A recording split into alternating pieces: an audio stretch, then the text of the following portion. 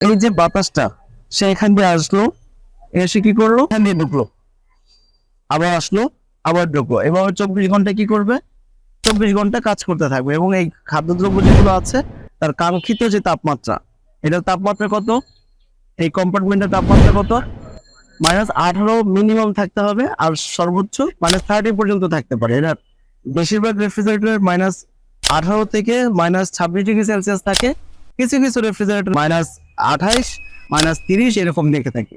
তাহলে এই বিষয়গুলো কিন্তু আমরা লক্ষ্য রাখবো।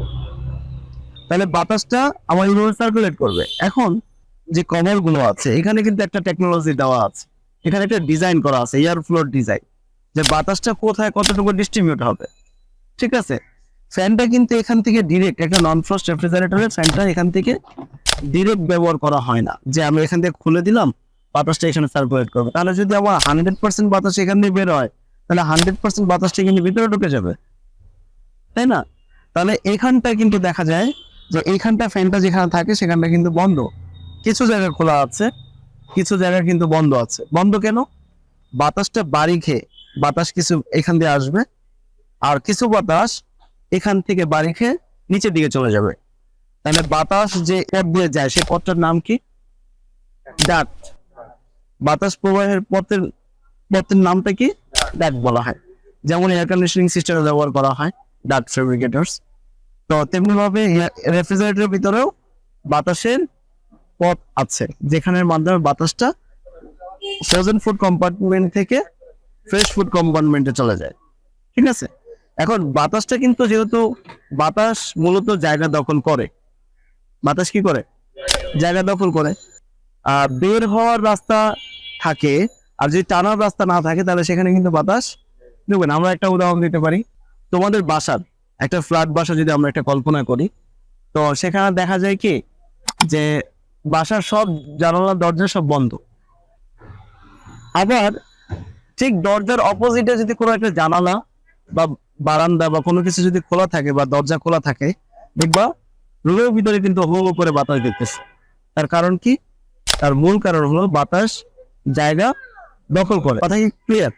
তাহলে বাতাস যদি জায়গা দখল করে থাকে, তাহলে সেই জায়গাটা, তুমি যদি বাতাসটা কোনো একটা জায়গায় প্রবেশ করাতে চাও আর এটা যদি বের করতে চাও, তাহলে অবশ্যই বের করার রাস্তা না থাকলে বাতাস কিন্তু প্রবেশ করবে না। তাহলে এখানে কিন্তু একই সিস্টেম, এখান দিয়ে বাতাসটা আসবে, এসে যদি আসে তাহলে সে জায়গাটা দখল করে ফেললো, তাহলে বাতাসটা টানার জায়গা থাকা লাগবে, টানতে হবে। তাহলে টানার জন্য কি ব্যবস্থা করছে, যে এখান দিয়ে তোমার কিন্তু একটা ডার্ট লাইন করা আছে, এই যে এখান দিয়ে বাতাস প্রবাহের পথ করা আছে, এখান দিয়ে একটা ঢুকবে, এখানে ঢুকে, এই বাতাসটা এখান দিয়ে ঢুকে এখান দিয়ে বের হবে, এখান দিয়ে ঢুকে এখান দিয়ে বের হবে।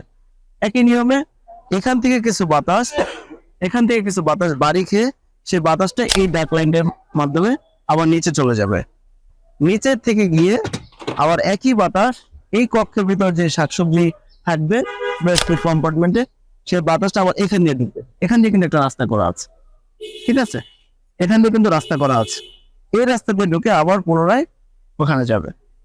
তাহলে এই যে এয়ার সার্কুলেশনটা, এই এয়ার সার্কুলেশন যদি তোমরা এজ এ ডিপ্লোমা ইঞ্জিনিয়ার হিসাবে যদি এয়ার সার্কুলেশনটা না বোঝো, তাহলে তোমরা শুধু রেফ্রিজারেটর না, এয়ার কন্ডিশনিং সিস্টেমও কাজ করতে পারবে না। কারণ তুমি যদি একটা কক্ষের ভিতরে ঠান্ডা বাতাস প্রবাহ করতে চাও, তাহলে তোমাকে ওই রুম থেকে গরম বাতাসটাকে টেনে আনতে হবে। কথা কি বুঝতে পারছি? এসি যেখানে সেট আপ করবো, এয়ার কন্ডিশনিং সিস্টেম যেখানে সেট আপ করবো, বা রেফ্রিজারেটর বা হিমায়ন যন্ত্র যেখানেই সেট আপ করো না কেন, সেখানে কিন্তু তোমার এই এয়ার সার্কুলেশনটা কিন্তু তোমাকে বুঝতে হবে। না বুঝলে তুমি কি করতে পারবো না, কাজ করতে পারবো না। দেখা গেছে তুমি এসি বানিয়ে রাখছো কিন্তু এটা ঠান্ডা হবে না, রেফ্রিজারেটর বানিয়ে রাখছো কিন্তু এটা কি হবে না, ঠান্ডা হবে না। ক্লিয়ার? তাহলে আমরা এয়ার সার্কুলেশনটা কি বুঝতে পারছো সবাই?